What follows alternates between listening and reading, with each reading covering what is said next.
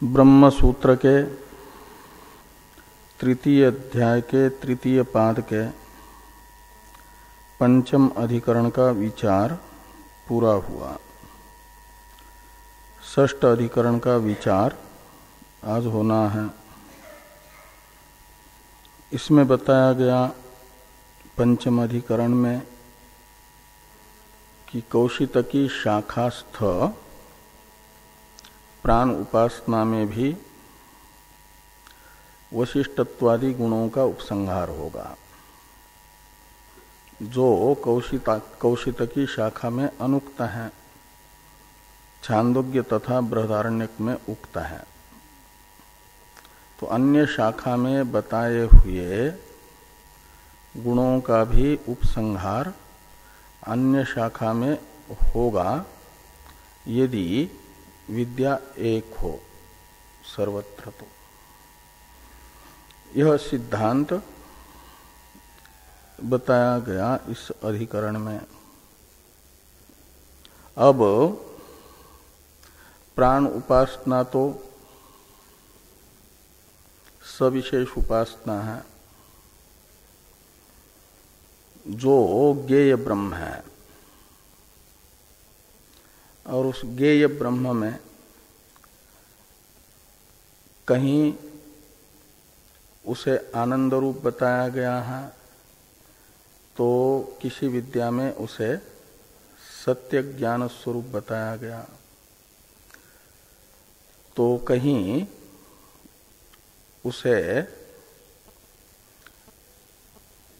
अन्य अन्य विज्ञान घन इत्यादि शब्दों से, प्रज्ञान घन इत्यादि शब्दों से चिन्मात्र स्वरूप कहा गया। तो ये जो ज्ञेय विद्या है, निर्गुण विद्या, अलग अलग शाखाओं में है, और सब शाखाओं में सभी आनंदादि शब्दों का प्रयोग ब्रह्म को बताने के लिए नहीं हुआ है। तो किसी शाखा में उसे आनंद रूप कहा, तो कहीं सत्यादि रूप कहा, तो कहीं विज्ञान घन इत्यादि शब्दों से कहा, तो संशय होता है कि इन धर्मों को जिस शाखा में जिस विशेषता वाला जो धर्म बताया हुआ है ब्रह्म में, उसी धर्म से युक्त ब्रह्म को माना जाए, या सभी पदों का सर्वत्र उपसंहार किया जाए। इस संशय का निवर्तक यथार्थ निर्णय अनुकूल विचारात्मक यह अधिकरण है। इसका विस्तार से स्वरूप इस अधिकरणस्थ सूत्रों के व्याख्यान रूप भाष्य में भाष्यकार भगवान बताएंगे। पहले दो श्लोकों में इसका संक्षिप्त स्वरूप भारती तीर्थ जी बताते हैं। उन दोनों श्लोकों का उच्चारण तथा अर्थानुसंधान हम लोग करेंगे, फिर सूत्र तथा भाष्य का अर्थ देखेंगे। नाहार्या उतवाहार्या आनंदाद्या अनाहृति वामनी सत्यकामादे रिवैतेषां व्यवस्थिते विधीयमान धर्माणां व्यवस्था स्यात् यथा विधि प्रतिपत्ति फलानान्तु सर्वशाखासु संहृतिः। तो आनंदाद्या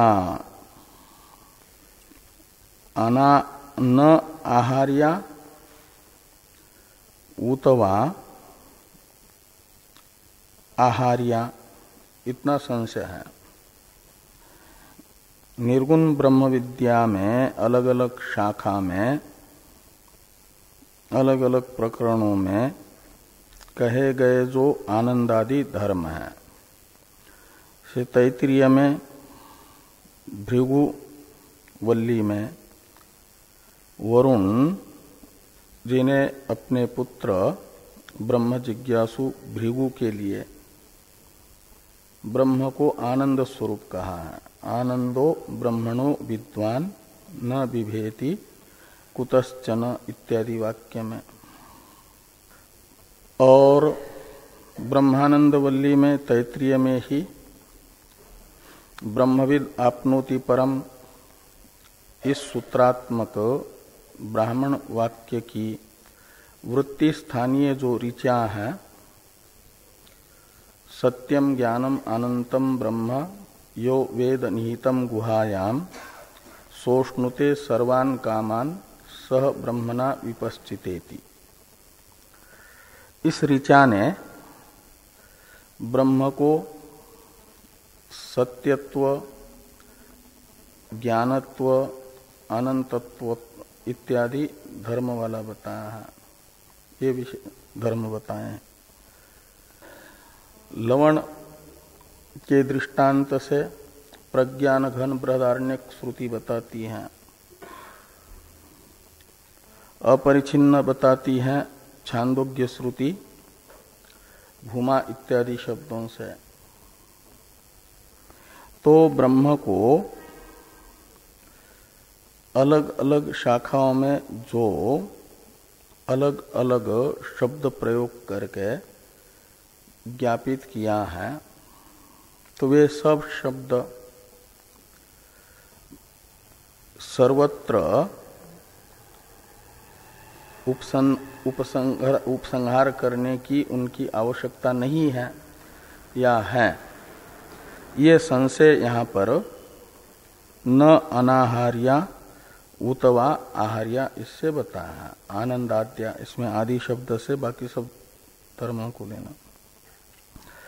तो आनंदादि सब धर्मों का सर्वत्र आहरण यानी उपसंहार आवश्यक नहीं है अथवा आवश्यक है। इस प्रकार का संशय होने पर पूर्व पक्षी अपना मत बताते हैं। पूर्वार्ध में ही जो अंतिम पद है अनाहृति, आनंदाद्या के साथ मिलकर के जो संशय अंतपाती प्रथम कोटि है वो पूर्व पक्ष की होती है। उसे बताया कि आनंदाद्या अनाहृति का अर्थ है आनंदादि ब्रह्म धर्मों का सर्वत्र उपसंहार आवश्यक नहीं है, उपसंहार नहीं करना चाहिए, अनाहृति का अर्थ है। तो पूर्व पक्षी को सिद्धांति पूछते हैं कस्मात्, क्यों उपसंहार नहीं करना चाहिए सभी ब्रह्म धर्मों का सर्वत्र। तो पूर्व पक्षी का कथन है एतेषाम व्यवस्थिते, ये हेतु है।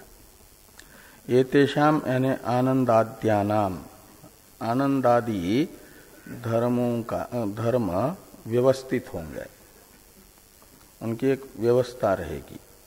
जिस धर्म से ब्रह्म का जिस शाखा में निर्देश है उसी शाखा में उस धर्म से युक्त उसे माना जाएगा, उस धर्म वाला माना जाएगा।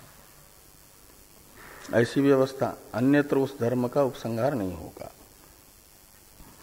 इस बात को समझाने के लिए कि जिस शाखा में जो धर्म बताया वह वहीं पर माना जाएगा, अन्यत्र नहीं जाएगा। तत्त शाखोक्त धर्म से ही ब्रह्म को तत्त शाखा के अध्येता जानेंगे, अन्य शाखाओं से अन्य पदों का अध्यार नहीं करेंगे, उपसंहार नहीं करेंगे। इसे समझाने के लिए उदाहरण बताया वामनी सत्य कामादे इव। तो इव शब्द का अर्थ है यथा, दृष्टांत के लिए है। तो जैसे सगुण ब्रह्म विद्या के प्रकरण में उपकोशल विद्या सगुण ब्रह्म विद्या है, उसमें उपासना के लिए वामनित्व भामनित्वादि गुणों को आचार्य सत्यकाम ने बताया है अक्षिस्त पुरुष में। वामनित्व भामनित्व इत्यादि को संयद वामत्व ये गुण उपकोशल विद्या में बताए गए हैं। और सत्य कामादि गुण है, दहर विद्या में भी है, शांडिल्य विद्या में भी है। तो ये जो सत्य कामत्वादि दहर विद्या शांडिल्य विद्या में कहे गए धर्म है,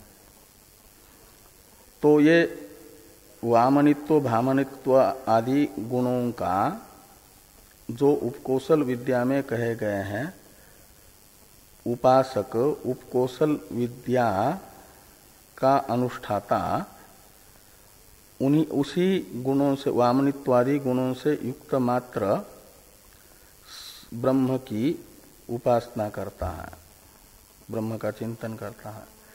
वहाँ सत्य संकल्पत्वादि जो दहरादि विद्या में बताए गए धर्म है, उनका उपसंहार नहीं करता।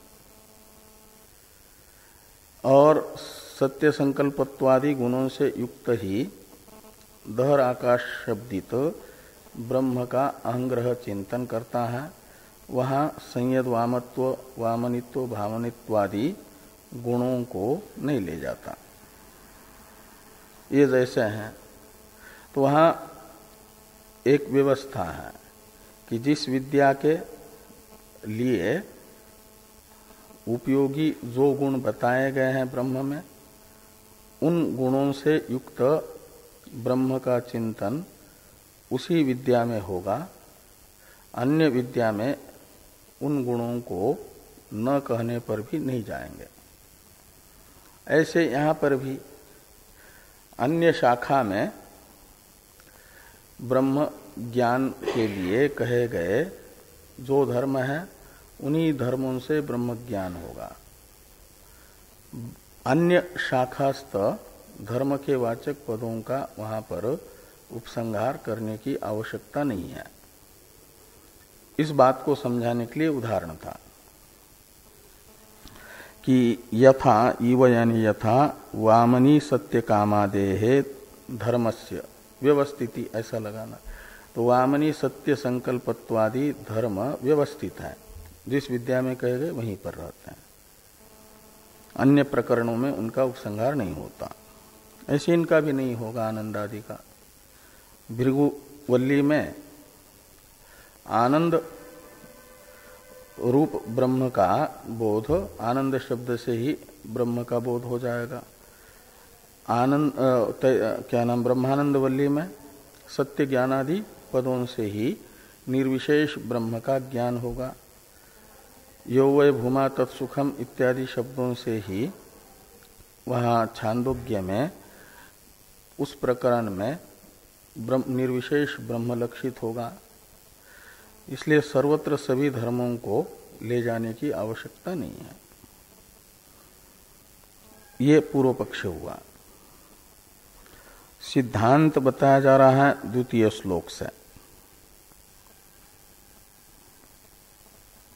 विधीयमान धर्माणाम व्यवस्था स्यात् यथाविधि प्रतिपत्ति फलानांतु सर्वशाखासु संहृति। तो प्रतिपत्ति फलानाम धर्माणाम सर्वशाखासु संहृति, ये सिद्धांत की प्रतिज्ञा है। तो दो प्रकार के धर्म होते हैं। कुछ धर्म होते हैं विधीयमान धर्म, वो सगुण ब्रह्म विद्या में होते हैं। उपास्य में चिंतन के लिए बताए गए धर्म विधीयमान धर्म कहलाते हैं। वे हैं वामनित्व, भावनित्व, सत्य संयम वामत्वादि, सत्य कामत्व, सत्य संकल्पत्वादि सगुण ब्रह्म में बताए गए उपासना उपयोगी धर्म वे विधीयमान धर्म हैं। और कुछ होते हैं उनका प्रयोजन केवल यथार्थ बोध कराना मात्र है। तो प्रतिपत्ति शब्द का अर्थ है प्रमा, यथार्थ बोध। और वो यथार्थ बोध मात्र प्रयोजन है जिन धर्मों का वे धर्म है आनंदो ब्रह्मणो विद्वान, सत्यम ज्ञानम अनंतम ब्रह्म इत्यादि वाक्य में प्रयुक्त सत्यादि शब्दों का अर्थ। इन सत्यादि शब्दों का प्रयोग सत्यत्वादि गुणों से विशिष्ट ब्रह्म चिंतन के लिए नहीं, अपितु निर्विशेष ब्रह्म का ज्ञापन करने के लिए। जैसे अन्य उपाधि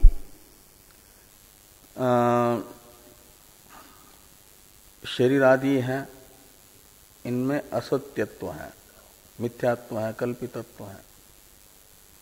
अहम अहमास्पद होने पर भी, अहम इत्याकारक प्रतीति का आलम्बन बनने पर भी शरीर आदि जैसे वाचारंभण है। ऐसे वाचारंभण मुख्य आत्मस्वरूप नहीं है। ये ज्ञापन करना मात्र प्रयोजन है सत्यम ज्ञानम अनंतम ब्रह्म, इस वाक्य में सत्य शब्द प्रयोग का। ये नहीं कि सत्यादि शब्दों का उच्चारण करते हुए सत्यम ज्ञानम अनंतम ब्रह्म इसका भजन कर ले, कीर्तन कर ले।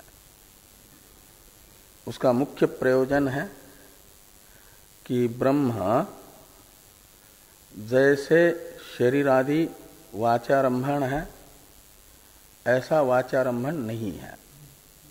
हाँ, सत्यत्व का जो विपरीत है उसका व्यावर्तन करके ब्रह्म को लक्षित करता है। ज्ञानम पद प्रयोग का उद्देश्य ब्रह्म को ज्ञानत्व धर्म से युक्त बताना नहीं, अपितु ये बताना है कि जैसे पृथ्वी आदि जड़ है, अनात्म वर्ग जड़ है, ऐसा ब्रह्म जड़ नहीं है। जड़त्व का व्यावर्तन द्वारा ब्रह्म का यथार्थ स्वरूप लक्षित करा रहा है ज्ञान शब्द। अनंत शब्द देशकृत, कालकृत, वस्तुकृत परिच्छिन्नता का व्यावर्तक है कि जैसी अनात्म वस्तुएं परिच्छिन्न है, त्रिविध परिच्छेद युक्त है, ऐसा त्रिविध परिच्छेद ब्रह्म में नहीं है। अनंत बता रहा है। ये इन धर्मों से युक्त है ब्रह्म, ऐसा नहीं बता रहा है, लेकिन इनसे विपरीत धर्म ब्रह्म में नहीं है। ये बता करके निर्विशेष ब्रह्म का ज्ञापन मात्र इन सत्यादि शब्द प्रयोग का उद्देश्य है। इसलिए इनको कहा जाता है सत्यादि शब्दों को प्रतिपत्ति फल, यथार्थ बोध कराना मात्र जिनका उद्देश्य है, प्रयोजन है। ऐसे इन धर्मों का तो सभी शाखाओं में उपसंहार होगा। अखंड वस्तु मैं हूं, यह करामलकवत साक्षात्कार होने तक जिन जिन शाखाओं में उक्त जो भी पद हैं उन सब का उपसंहार किया जा सकता है। वेद ने बताए हुए अलग अलग शाखा में जो जो भी पद हैं उन पदों का अध्यार करके तत्त शाखा का अध्येता अपने अखंड स्वरूप की अनुभूति प्रयोजन के लिए सब उन पदों का उपसंहार कर लेगा। ये यहाँ पर कहा जा रहा है कि प्रतिपत्ति फलानांतु सर्वशाखासु संरीति। और जो विधीयमान धर्म है जिनका उद्देश्य उपासना का अनुष्ठान है, उपासना की सिद्धि है, उन धर्मों का तो जिस प्रकरण में जो धर्म कहे हैं और उपासना यदि भिन्न है तो वहीं पर उनका कथन रहेगा, अन्यत्र उपसंहार नहीं होगा। और सगुण ब्रह्म विद्या में भी यदि विद्या एक निश्चित है अलग अलग शाखा की, तो पूर्व अधिकरण में जैसा कहा उसके अनुसार उपसंहार होगा। तो विधीयमान धर्मानाम व्यवस्था स्यात्, यथा विधि, विधि के अनुसार व्यवस्था होगी। लेकिन प्रतिपत्ति फलानां धर्मानां तो सर्वशाखासु उपसंहृति, उपसंहार होगा। इसलिए ज्ञेय ब्रह्म में बताए गए आनंद आदि धर्मों का उपसंहार होगा।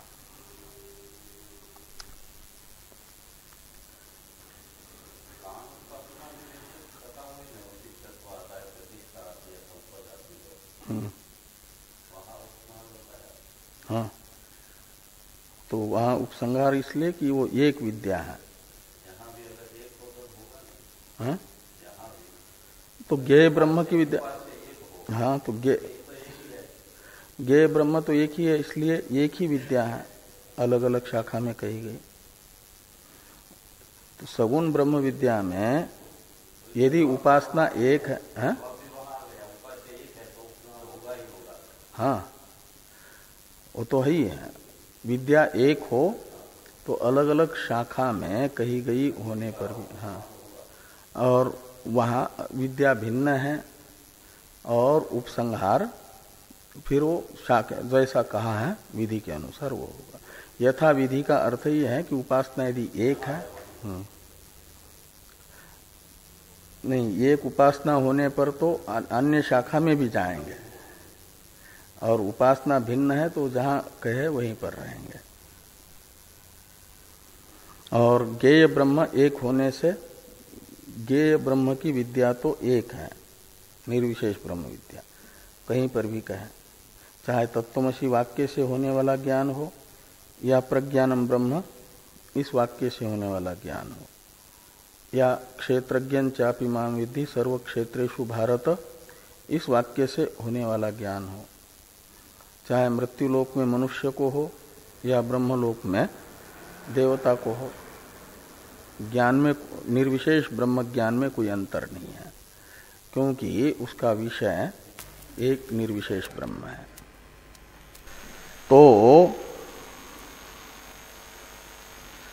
इसलिए कहा विधीयमान धर्मानां व्यवस्था स्यात् यथा विधि प्रतिपत्ति फलानां तु सर्वशाखासु संहृति। इस प्रकार ये अधिकरण सार का विचार संपन्न होता है। अब भाष्य को देखिए,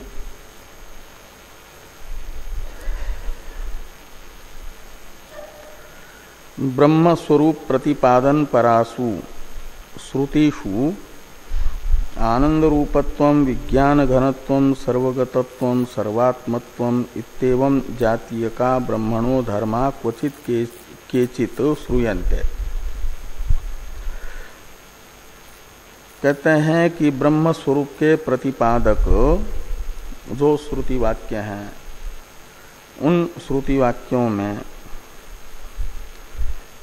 किसी शाखा में आनंद रूपत्व ब्रह्म में सुना जाता है, तो किसी शाखा में विज्ञान घनत्व, तो अन्य शाखा में सर्वगतत्व, किसी शाखा में सर्वात्मत्व, ये सत आत्मा सर्वांतर इत्यादि में एको देव सर्वभूतेषु गूढ़ सर्वव्यापी सर्वभूतांतरात्मा इत्यादि धर्म कहे जाते हैं।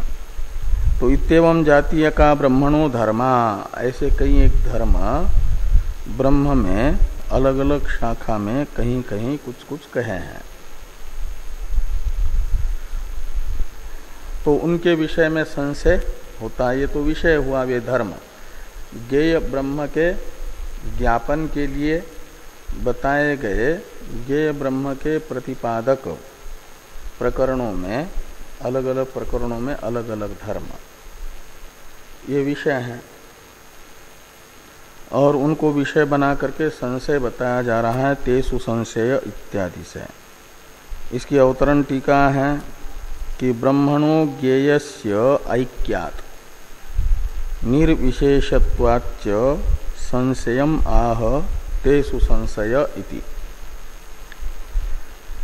तो ज्ञेय ब्रह्म एक होने से, ज्ञेय ब्रह्म विद्या किसी भी शब्द से कही जाए और किसी भी शाखा में कही जाए, वो एक रहेगी। क्योंकि विद्या का रूप हुआ करता है वेद्य, और वेद्य ब्रह्म यहाँ पर एक रूप है। इसलिए निर्गुण ब्रह्म विद्या एक है।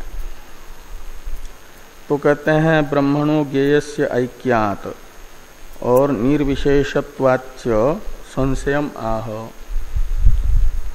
तो एक होने से और वो निर्विशेष भी है, इसलिए संशय होता है।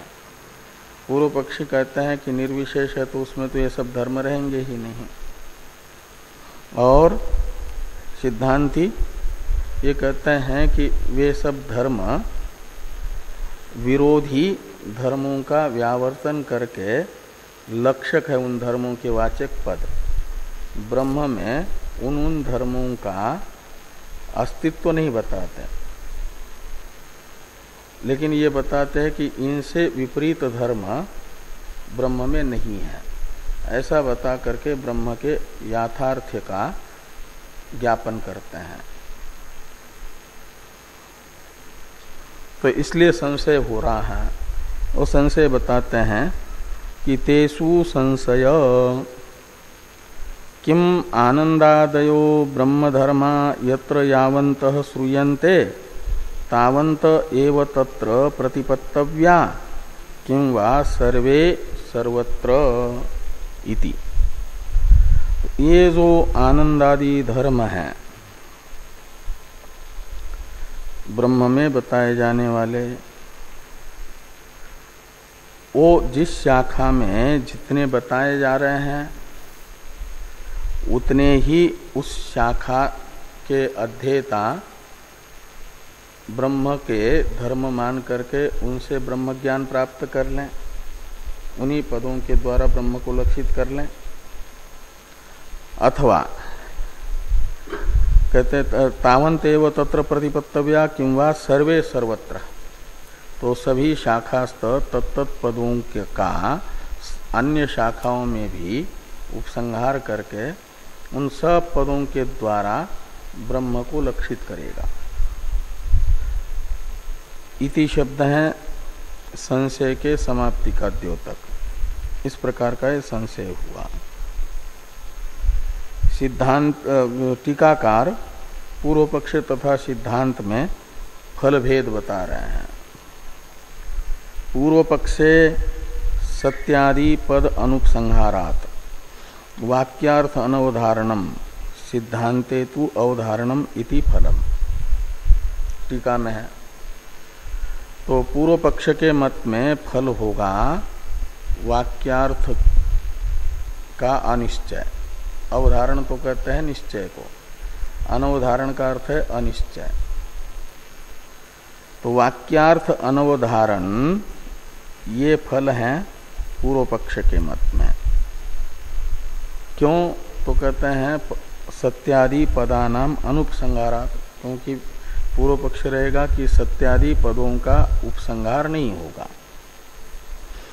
सिद्धांत में सत्यादि पदों का सर्वत्र उपसंहार होने से वाक्यार्थ अवधारण होगा। ये फल सिद्धांते तु अवधारणम इति फलम।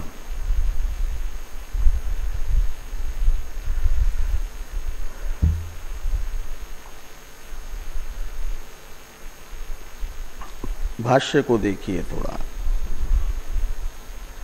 तत्र यथा श्रुति विभागम धर्म प्रतिपत्तो प्राप्तायाम इदम उच्यते। तो ये कहते हैं कि इस प्रकार का संशय होने पर, तत्र का अर्थ है तस्मिन् संशये सति, इस प्रकार का संशय होने पर यथा श्रुति विभागम धर्म प्रतिपत्तौ का मतलब जिस शाखा में जो धर्म ज्ञेय ब्रह्म के बताए गए हैं उन्हीं धर्मों के वाचक पदों से ब्रह्म का निर्धारण वहां किया जाएगा, उपसंहार नहीं होगा। इस प्रकार का पूर्व पक्ष प्राप्त हुआ। तब इदम उच्यते, ये सूत्र का अवतरण है भाष्य में, सिद्धांत को बताने वाले सूत्र का। तो टीकाकार पूर्व अधिकरण के साथ इस अधिकरण की संगति बताते हुए पूर्व पक्ष को बता रहे हैं, जो यहाँ भाष्य में धर्म प्रतिपत्तो प्राप्तायाम इन शब्दों से कहा गया। और फिर सिद्धांत का अवतरण लिखते हैं।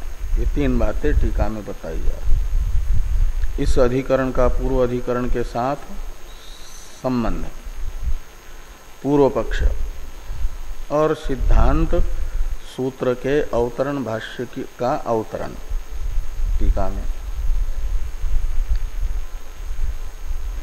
तो प्राणस्य सविशेषत्वात् युक्तः शाखांतरीय वशिष्ठत्वादि उपसंहार, ब्रह्मणस्तु निर्विशेषत्वात् स्वशाखागत पदैरेव प्रमिति सिद्धेः व्यर्थः पदांतर उपसंहार इति प्रति उदाहरणेन पूर्वपक्ष।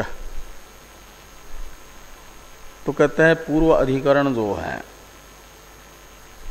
पूर्व अधिकरण के सिद्धांत को तो पूर्व पक्षी उचित बता रहा है।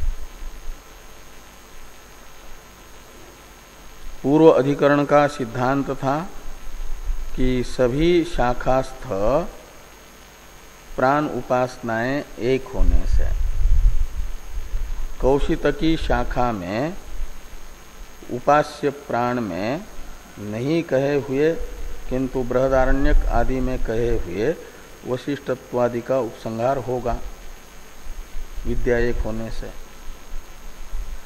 ये जो सिद्धांत कहा ये उचित है, पूर्व पक्षी कह रहे पूर्वाधिकरण का। क्यों कहते? इसलिए कि उपास्य वहां सविशेष है।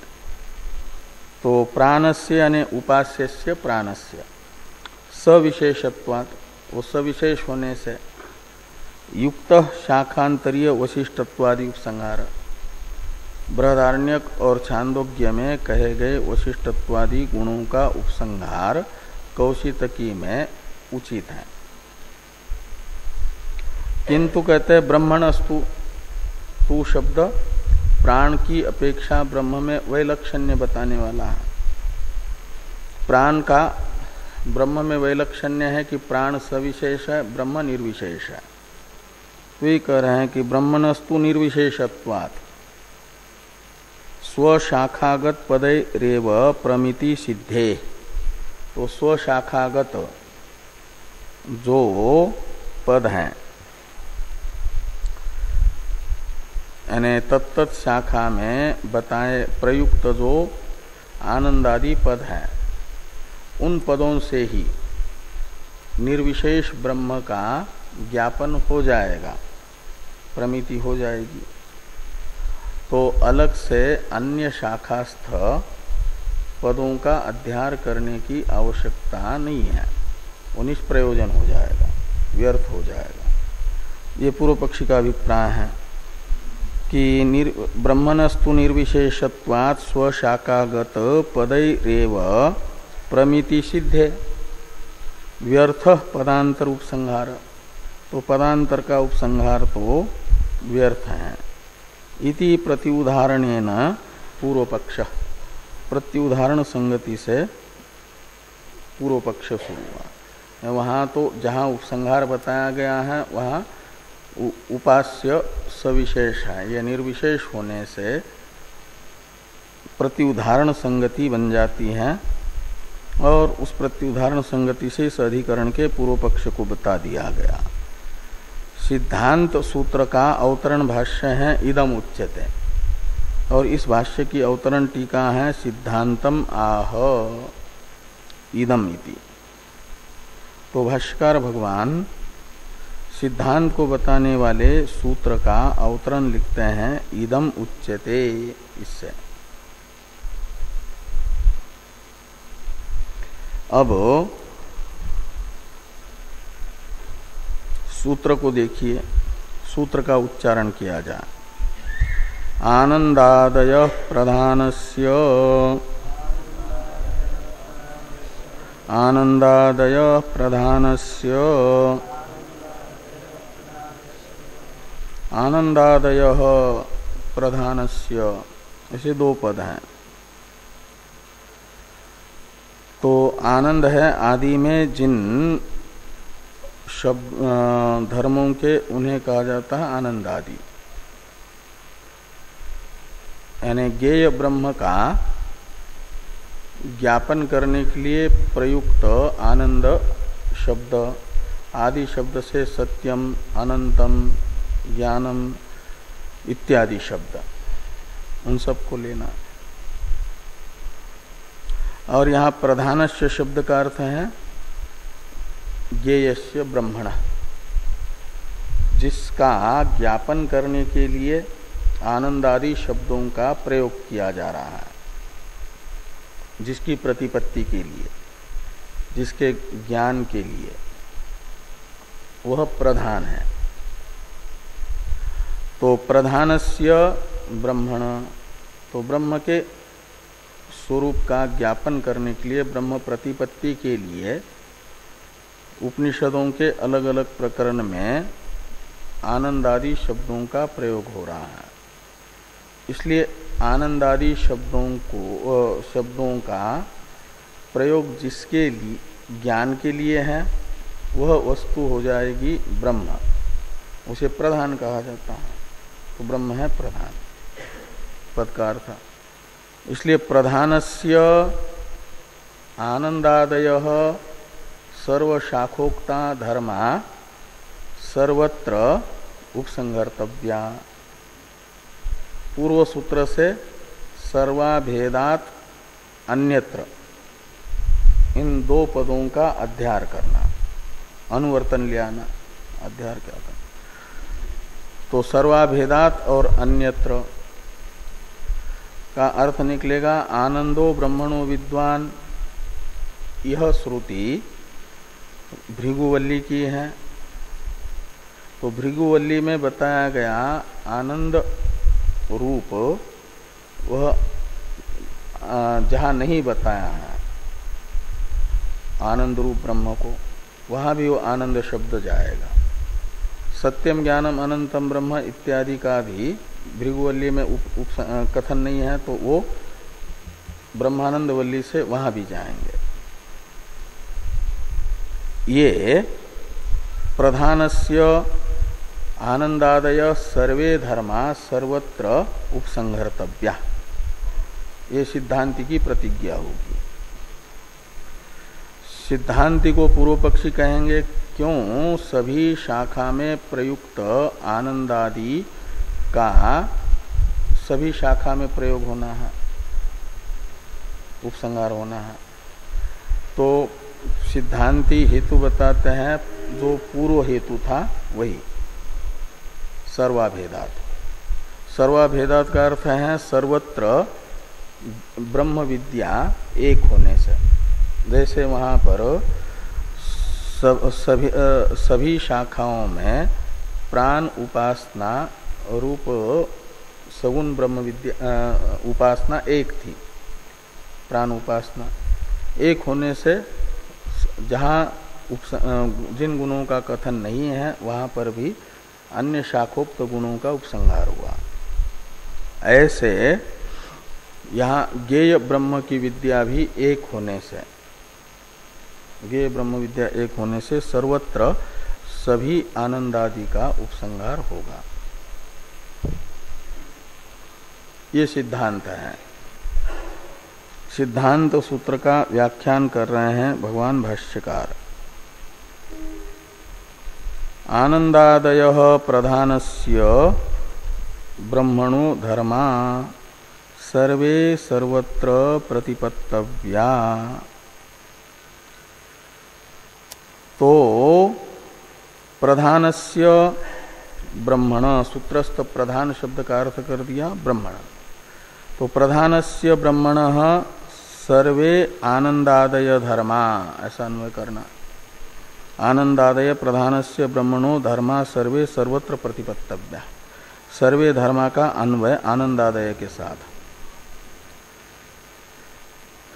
प्रतिपत्तव्या यानी उपसंहार कर लेना चाहिए, समझ लेना चाहिए। ये पद सभी जगह जाएंगे। पूर्व पक्षी हेतु की जिज्ञासा करते हैं कि कस्मात। सिद्धांती बताते हैं कि सर्वाभेदात। इसमें थोड़ा द अधिक छपा है भ के साथ। हाँ, सर्वात भेदात ऐसा नहीं, सर्वाभेदात ये ऐसा होना चाहिए। एक शुरू वाला जो द है वो अधिक है, सर्वाभेदाद एव। तो जैसे प्राण उपासना कौशितकी वाली और छांदोग्य बृहदारण्यक वाली एक होने से वशिष्ठत्वादि धर्मों का उपसंहार हुआ, ऐसे ज्ञेय ब्रह्म की विद्या भी सभी शाखा में एक है। यही कह रहे हैं सर्वाभेदात एव हेतु की व्याख्या करते हुए भाष्यकार भगवान। सर्वत्र ही तदेव एकम प्रधानम विशेष्यम ब्रह्म न भिद्यते। ज्ञेय एक है तो ज्ञान भी एक होगा। ज्ञान का स्वरूप ज्ञेय हुआ करता है। तो रूप अविशेष होने से निर्गुण ब्रह्म विद्या एक होगी, और एक होने से निर्गुण ज्ञान के लिए प्रयुक्त अन्य शाखास्थ पदों का अन्य शाखा में भी उपसंहार होगा। सर्वत्र ही तदेव एकम प्रधानम विशेष्यम ब्रह्म न भिद्यते तस्मात् सार्वत्रिकत्वं ब्रह्मधर्मानां तेनैव पूर्वाधिकरण उदितेन देवदत्त शौर्यादि निदर्शनेन।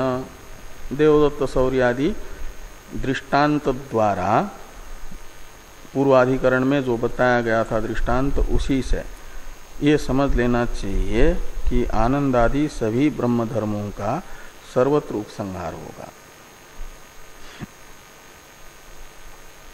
थोड़ी टीका है, टीका को देखिए।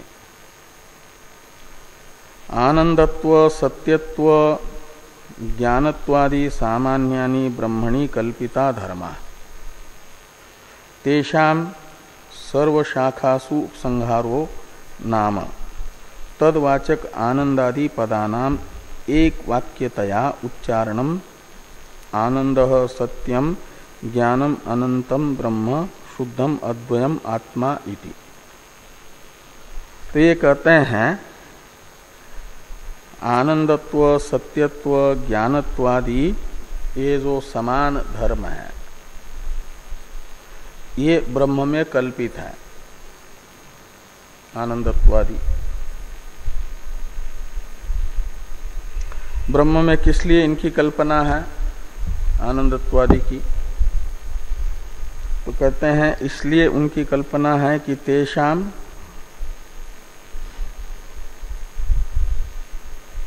तो आगे वाले वाक्य में बताया जाएगा। तो पहले तो ये कहा जा रहा है कि ये जो कल्पित धर्म है वे सभी शाखा में उपसंहृत होंगे। तो तेषाम सर्व शाखासु उपसंहारो, तो सब शाखा में उनका उपसंहार का अर्थ क्या निकलेगा? ज्ञेय ब्रह्म के कल्पित आनंदत्वादि धर्मों का सभी शाखा में उपसंहार, इसका स्वरूप क्या होगा? आनंदादि धर्मों का सभी शाखा में उपसंहार होना है, ये शब्द प्रयोग तो हो रहा है। इस शब्द प्रयोग को करने वाला इस शब्द प्रयोग का क्या अर्थ समझे और सुनने वाला भी इससे क्या अर्थ समझे। शब्द प्रयोग तो किया जाता है ज्ञान के लिए, तो आनंद आदि धर्मों का उपसंहार सभी शाखा में होगा। इस वाक्य का अर्थ श्रोता को किस प्रकार समझना चाहिए? तो कहते ये है कि उन धर्मों का उपसंहार का अर्थ है तदवाचक आनंदादि पदानाम एक वाक्यतया उच्चारणम। तदवाचक में तत्का अर्थ है आनंदत्वादि धर्म जो ब्रह्म में कल्पित है। तो ब्रह्म में कल्पित आनंदत्वादि धर्मों का वाचक जो आनंदादि पद है, तो तदवाचक यानी आनंदत्वादि धर्मवाचक आनंदादि पदों का एक वाक्यतया उच्चारण। इन पद समूह होता है वाक्य। तो सत्यम ज्ञानम अनंतम आनंदम आनंदो इत्यादि पदों का एक वाक्य बना करके वाक्य के रूप में प्रयोग, ये है आनंदादि धर्मों का उपसंहार। निर्विशेष ब्रह्म के ज्ञान के लिए ब्रह्म में कल्पित आनंदत्वादि धर्मों के वाचक पदों का एक वाक्य के रूप में प्रयोग उच्चारण, ये है आनंदादि धर्मों का उपसंहार। इसलिए कहा कि तेषाम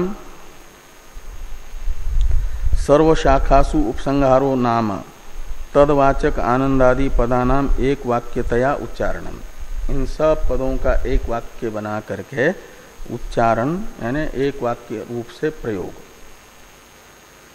उदाहरण बताया, ये उच्चारण करके भी बता रहे, एक वाक्य प्रयोग करके बता रहे हैं। उच्चारण होता है वाक्य प्रयोग। तो आनंद सत्यम ज्ञानम अनंतम ब्रह्म शुद्धम अद्वयम आत्मा, एक वाक्य बना। आनंद शब्द का प्रयोग है भृगुवल्ली में और बृहदारण्यक के विज्ञानम आनंदम ब्रह्म इस वाक्य में भी, और सत्यम इस पद का प्रयोग है आपके उसमें ब्रह्मानंद वल्ली में। ज्ञानम अनंतम और ब्रह्म, ये पूरा वही वाक्य है। और शुद्धम अपाप विद्धम इत्यादि जो है ईशावास्योपनिषद में कविर मनीषी परिभु स्वयंभू। तो और अद्वयम नियनानास्ति किंचन, इसी का अर्थ है एक प्रकार। एक मेवा द्वितीयम इत्यादि में अद्वयम ये शब्द प्रयोग है। और आत्मा, ये जो ब्रह्म है आत्मा है, ये सब मिलकर के एक वाक्य बन रहा है और समानाधिकरण प्रयोग बता रहा है अभेद को। और ये परस्पर इनके अर्थभूत धर्म से विरोधी धर्मों का व्यावर्तन ब्रह्म में करके, वो ब्रह्म अनात्मा नहीं अपितु सबकी आत्मा है। इस अर्थ का, अखंड अर्थ का ज्ञापक एक वाक्य बन रहा है ये। और वो अखंड अर्थ निर्विशेष भी है। निर्विशेष अखंड वाक्य का अर्थावबोध कराने वाला आनंदादि शब्दों का एक वाक्य के रूप में प्रयोग, ये आनंदादि शब्द धर्मों का सभी शाखा में उपसंहार है।